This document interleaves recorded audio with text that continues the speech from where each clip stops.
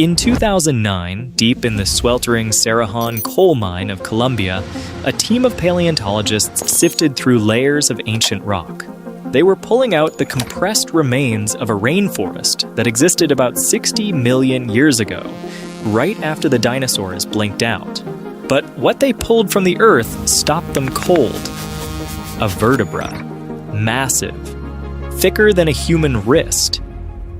At first, paleontologists did what any reasonable scientist would do when they see huge broken bones in tropical Paleocene rock. They assumed they were crocodiles. Crocodilians were the giants of those ancient swamps, and the idea of a reptile the size of a bus already felt like pushing credibility as far as it could go. But something was off. The bones were the wrong shape. The curves didn't match the typical crocodile vertebrae catalog researchers knew so well. Then came the shock. These weren't crocodile vertebrae. They were snake vertebrae. And not just any snake. This was Titanoboa. See, Cerrejón isn't just any fossil site. It's a time capsule, a complete Paleocene rainforest sealed by a sudden burial of mud and ash. Leaves, fish, turtles, entire snapshots of an ancient world preserved in stunning detail.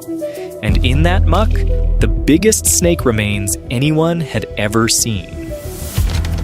As the team recovered more vertebrae, dozens of them, along with ribs and associated fauna, one thing became undeniable.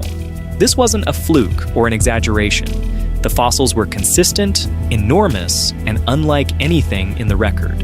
What emerged was a portrait of an animal so large that it instantly reset the upper bound of what a snake could be. News hit like a thunderclap. When the research team first measured the vertebrae, they ran the numbers again and again, convinced the calculations had to be wrong. But they weren't.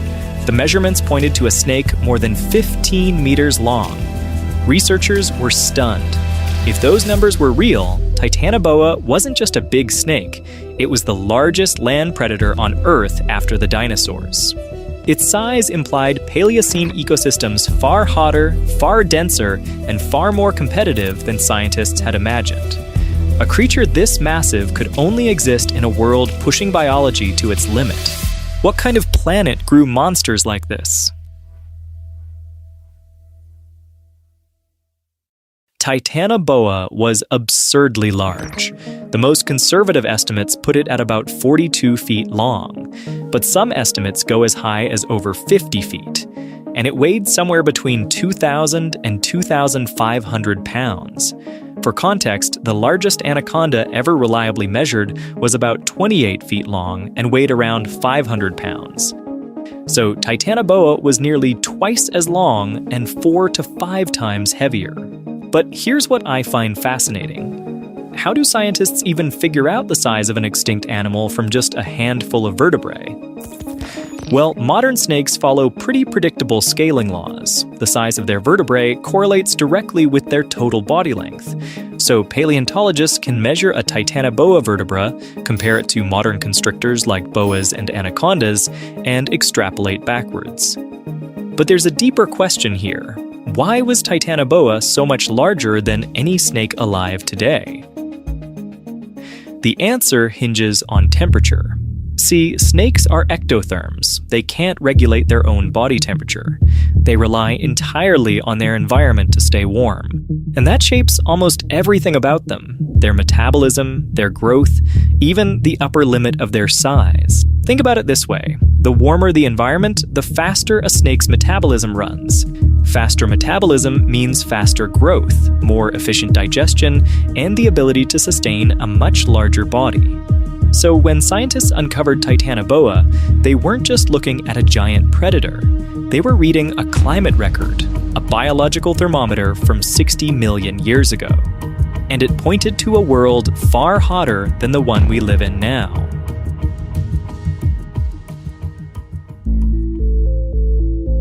To understand Titanoboa, you have to understand its world. Step back about 58 million years into the Paleocene epoch, just a few million years after the dinosaurs vanished. Earth is recovering, Ecosystems are rebuilding, and the tropics are turning into something almost unrecognizable to us. Global temperatures were far higher than today. In what is now northern Colombia, estimates suggest average year-round temperatures of at least 32 degrees Celsius, with almost no seasonal relief. Imagine a rainforest that never cools down, not even at night. A world where the air itself feels like a constant sauna. No ice caps, no winters, just relentless, steaming heat stretching from pole to pole.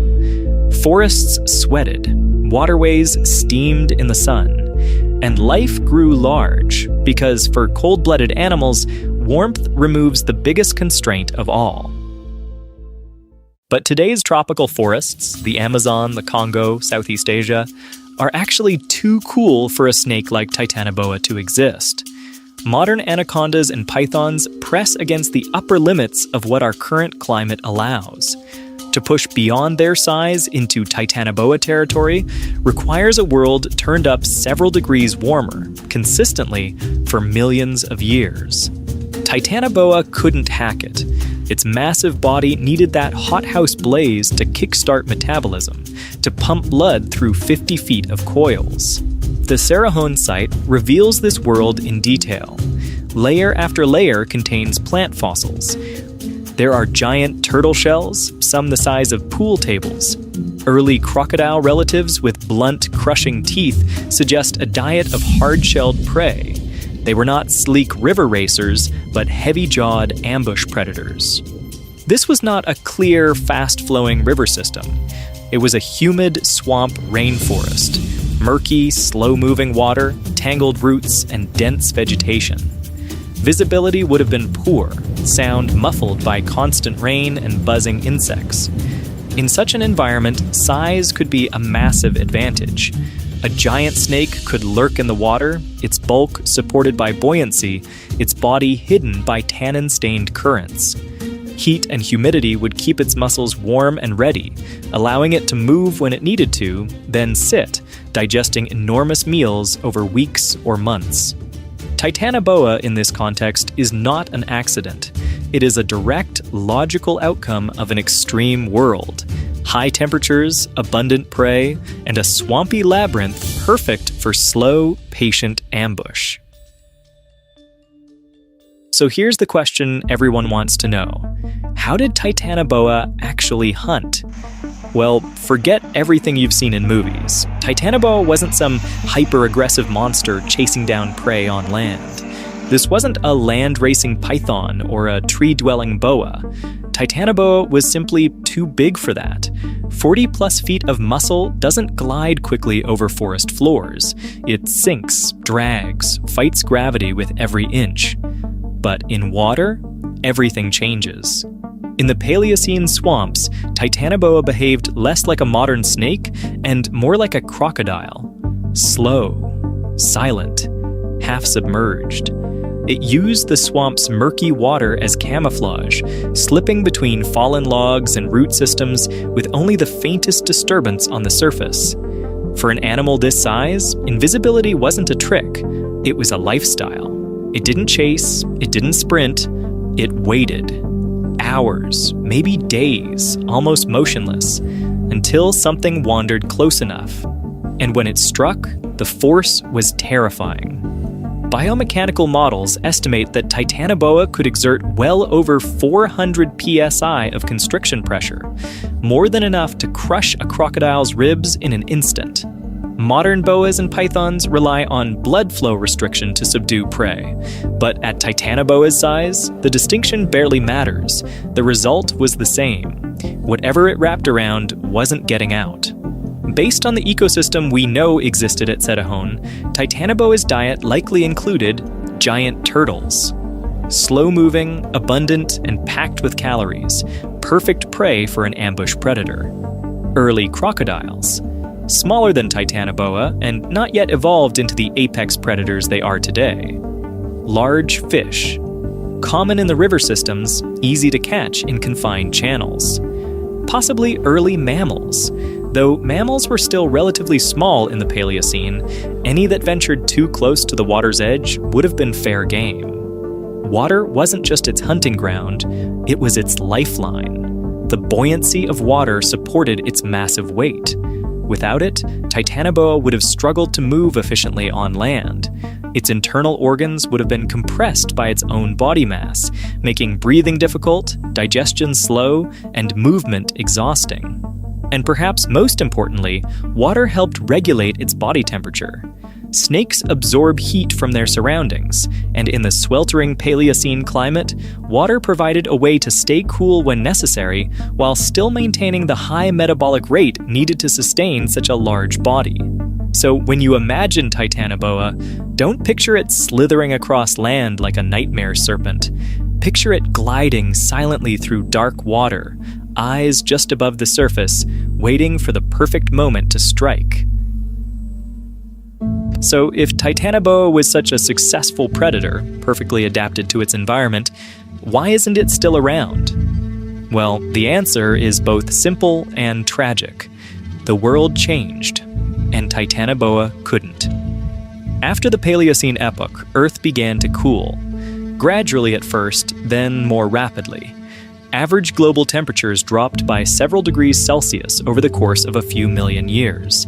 And for an ectothermic giant like Titanoboa, that was a death sentence. Here's the thing about being cold-blooded. Your metabolism is directly tied to environmental temperature. When it gets colder, your metabolism slows down. Digestion takes longer. Movement becomes sluggish. Growth rates plummet. For a creature as large as Titanoboa, this was catastrophic. It needed an enormous amount of food just to maintain its body mass. But with a slower metabolism, it couldn't hunt as effectively. It couldn't digest prey fast enough. And it couldn't grow large enough to compete with other predators. Essentially, Titanoboa starved in slow motion. But it wasn't just the temperature. The entire ecosystem was shifting. Mammals, which had been relatively small and insignificant during the age of the dinosaurs, were beginning to diversify and grow larger. They were warm-blooded, which meant they could remain active even when temperatures dropped. And they were competing for the same resources that giant reptiles depended on. Meanwhile, the lush, swampy rainforests of the Paleocene were drying out. River systems became more seasonal. The dense, humid environment that Titanoboa thrived in was disappearing. And perhaps most importantly, other large reptiles were also dying out. The giant turtles, the massive crocodiles. The entire food web that supported Titanoboa was collapsing.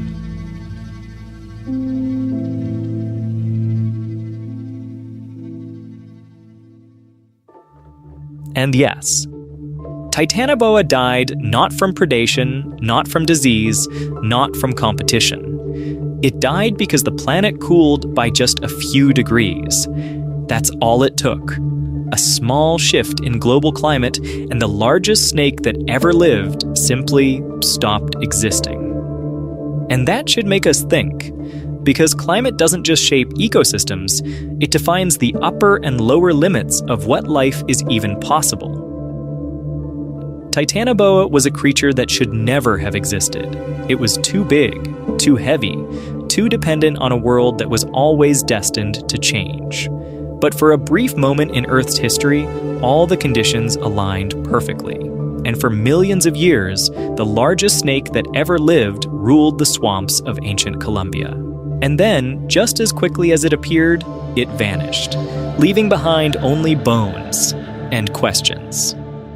See, asking for support always feels a little awkward, so I will keep this brief.